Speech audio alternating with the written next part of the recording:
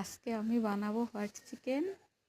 সেজন্য 1 kilo chicken নিয়েছি, পেঁয়াজ কেটে নিয়েছি, ক্যাপসিকাম, আদা রসুন, আর লাগবে কাজু, কিশমিশ, পোস্ত আর টক দই। আমি সব কিছু পেস্ট করে নিয়েছি, কাজু কিশমিশ পেস্ট করেছি, আদা রসুন কাঁচা লঙ্কা চিড়ে গোটা জিরে পেস্ট করে নিয়েছি। এবার আমি চিকেনটাকে মাখিয়ে ম্যারিনেট করে 1 থেকে 2-3 ঘন্টা আমি রেখে দেবো।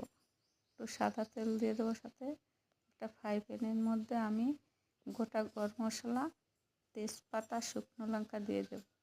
এবার পেঁয়াজ আর ক্যাপসিকামগুলোকে দিয়ে ভেজে নেব। একটু ভাজা হয়ে গেলে ম্যারিনেট করা চিকেনটাকে আমি দিয়ে দেব।